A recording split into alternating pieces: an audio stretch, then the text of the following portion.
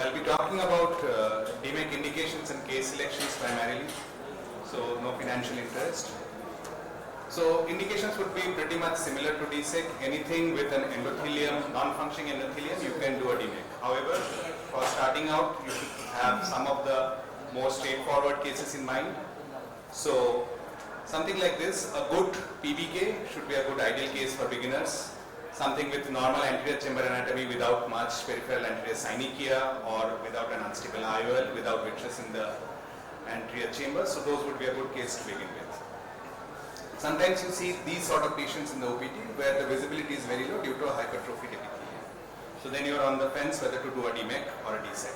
So what you can do is take it up for a two-stage procedure, do an epithelial debridement first, and then you realize that the visibility is quite good, and then you can do a DMEC as a second stage procedure.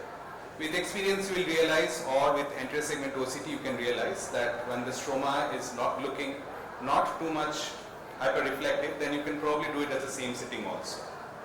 So epithelial debridement improves a lot of visibility and your surgical procedure can change. So PBK following TAS, not very much suitable for beginners because one, there is a lot of iris atrophy, sometimes you might have a non-constricting pupil. There is a lot of fibrin formation which prevents the DM scroll from unrolling very easily. And PI sometimes tends to bleed. These are more likely to have postoperative glaucoma, more rejections. You can do, however, these are the additional things to keep in mind. PBK with ACIOL or FAK cases, DMEC is possible if you have a good anterior chamber depth and if the IOL has been there for a very long time, then you realize that probably even after your graft, the graft will do good for a long time. However, in case of unstable IOLs, better to do an IOL exchange, either a claw lens or maybe even a sterile fixated IOL.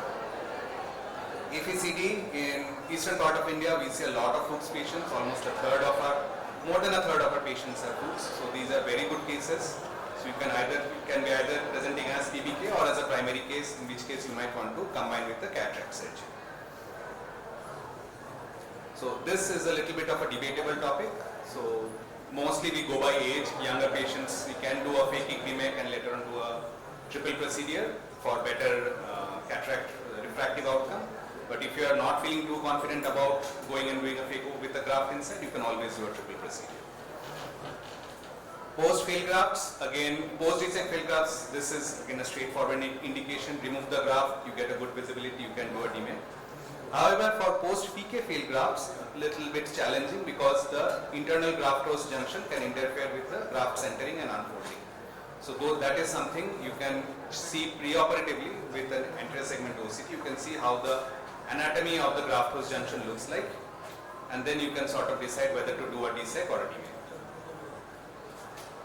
Post-therapeutic is more preferable for doing DMEC because usually these are larger grafts, so your graft-host junctions will not be interfering much. But always make sure that they have a good anterior chamber anatomy. Post any endothelial dysfunction after a failed tube shunt or a failed trap can be done, but problem is because of the air tamponade. Achieving air tamponade is difficult, and sometimes you might have to trim the tube so that it does not interfere with the graft unfolding. Other indications that we can encounter are the posterior polymorphous corneal dystrophy. CHET sometimes is difficult because of the low visibility. Aphakic bullous keratopathy, again unfolding an air tamponade is difficult. Eye syndrome, post-herpetic decompensations, these are some things you will encounter not too infrequently. Again, surgically not too difficult, but you have to take care of glaucoma and herpetic recurrence in these situations. So more of medical management to be kept in mind. Contraindications would be something like this, where there is a lot of vitreous which might interfere with your graft unfolding. So better to do a two-stage vitrectomy, SFIOL, and then a stage procedure. Something with very poor visibility or say like an unstable IOL, better to leave it or do it like a DSEC procedure. And things like this also, CHET with like extreme poor visibility. So this again you would probably prefer doing a full thickness graft. So indications, if you look at it, Western world, primarily it is a Fuchs dystrophy followed by post-cataract edema and failed grafts and then the miscellaneous causes. However, in India also, overall if you look at the publications, it follows the Western trends. It's the reverse of the Western trend, sorry. Like Fuchs and PBK are reversed, but in our part, Eastern India, Fuchs is almost 40% of our patients and PBK makes the bulk of the patients. So ideal cases, PBK and Fuchs dystrophy would be the ideal cases for beginners. Anterior chamber anatomy and visibility, those will be your guiding things. So anything with an poor anterior chamber anatomy, like a lot of TAS, lot of big iris defects, or aphakic cases, anterior chamber IOLs, scleral fixed IOLs, post-vitrectomy cases, those are not ideal cases to begin with. However, as you build experience, you can always go and visit those cases and try to make on them. I'll move on to the next part, and I think we can take questions after that. So I'll just go over a very simple method of graft preparation. So this is the primary hurdle for many of the beginning surgeons, is making the graft, because DSEC graft making is pretty simple, and many of the items they give you pre-prepared grafts also. But in Indian scenario, right now only Basak is providing, and they have started very recently, providing pre-stripped DMEC grafts. However, most of the surgeons do make their own grafts. So that's the difference from Western world, where you can have a variety of graft prepared for you. So one is the classical manual peeling technique, and then the other techniques would be the scuba technique, where you prepare it under a fluid, then pneumatic dissection or a hydrodissection. This is similar to preparing a PDEC, but in PDEC you are creating a type 1 big bubble, however in DMEC you have to create a type 2 big bubble. So these are the things. What we follow is a manual peeling technique in a moist sort of situation. We don't do a fully submerged. So these are some of the very simple set of instruments that you require. So a Teflon block, preferably sealing the hole so that the fluid does not drain out. 9.5 trephine for the initial mark, and then the final trephine of your choice. 3 mm punch, a good colibri forceps and a McPherson forceps, a blunt hook or a Sinski hook, trypan glue dry, and these Vexel sponges. So these are non-fragmenting sponges. The green ones, they give out fragments. The S-stamped mark and a petri dish with BSS. So very simply, we start by doing an initial 9.5 mm partial trefination. So don't push in through too deep, and then with trypan glue mark out the edges. Remove the peripheral part of the DM. So this will help in elevating the edges. That's the next step. So either with a McPherson's or a Sinski hook, or with even like a blunt chopper, you can lift up the edges so that then the peeling becomes easier. And you can identify also areas of the stronger adhesions. So then you start peeling away from that. So this is a one-handed peeling technique, and you peel about 75 to 80%, followed by a 3 mm punch. So if you have a small hinge like that, so let me just go back. If you have a small hinge like that, it's fine. So then float back the DM, and then flip the graft to epithelium side up. Open up that window, dry it. So drying is very important, otherwise your S mark can make it smudged. Put the mark and then put the lid back. Now again with the endothelium side up, this is the final punch. Again, need not be too full thickness. Remove the peripheral part of the graft, and then finally the graft is stained and then transferred to a petri dish. And then this is taken up in an injector system. So there are multiple injector systems available. Either you can make it out of IOL cartridges, or you can use the glass syringes or a pipette also. So we use the AR40 cartridge for this. So this is the similar technique. This is just showing the difference of instruments. Like instead of a McPherson's, we are using a blunt chopper kind of an instrument to do the peripheral elevation of the DM endothelium complex.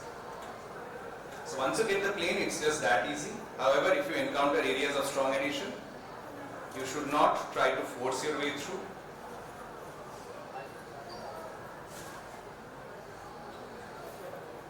And then once this is complete, then you can take a McPherson's forceps and just peel it. So while you are peeling, keep your eyes on the peripheral parts, because that's where all the radial tears can happen.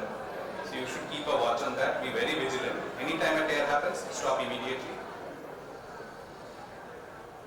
And then we come to the rescue technique. So as you can see, while peeling is happening, look, sorry.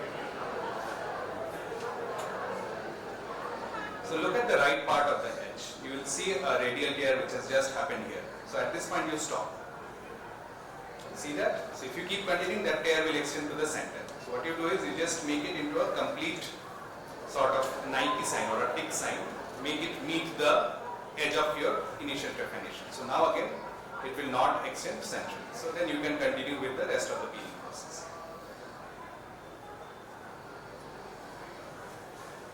So this is a little bit of our older data. So it's basically looking at the preparation time and the graft preparation failure part basically.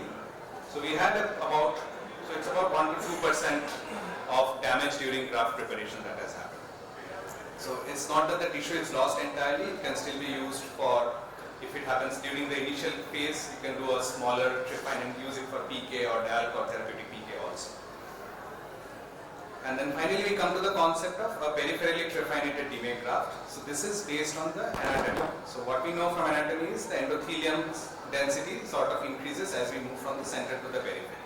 So instead of harvesting graft from the center, what we recommend is sort of deliberately doing a partially eccentric trephination. And so this process begins from when your eye bank is taking the tissue. So you mark the tissue with like 2 linear scratch marks on the sclera, so which sort of looks like this. So you can stain and identify, so then you know where the superior part of the cornea is.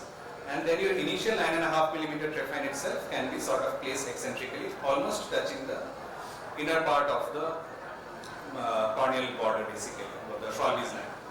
And then the final trephination also can be, as you can see in the second part, it is also sort of more extreme. So what you do is, for the same size of graft, you are basically having more number of endothelial cells.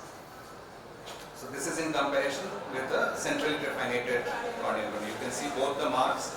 This is the initial 9.5 trephine, and this is say the final 8 mm or 7.5, 8.5, whatever. This is also central versus this one. So this is, both of them are eccentrically located.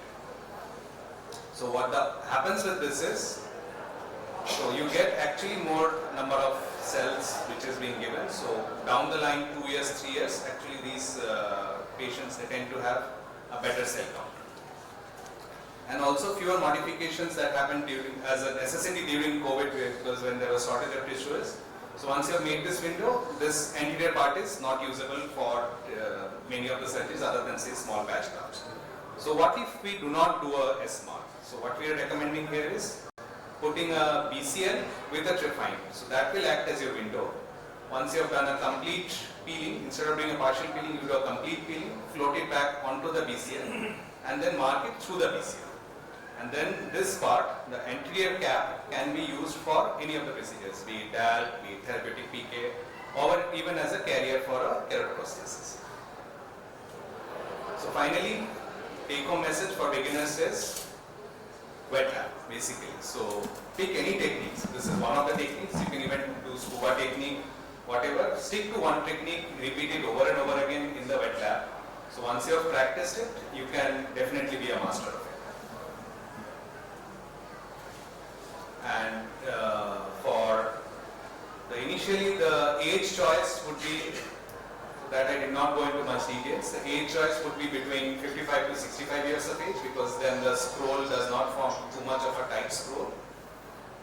Tissue, the storage media does not really matter between MK medium and cortisol. We have looked into it, and be it the preparation time, be it tissue damage or unfolding, there is no difference between the two medium. However, diabetics, if it possible, if you can avoid. So most of the tissue damage that we have had are from diabetics, but it's like higher in diabetics. You can still use tissue for diabetics, but you can have a more chance of having tears happening during the tissue preparation. Thank you very much. Thank you, Soham.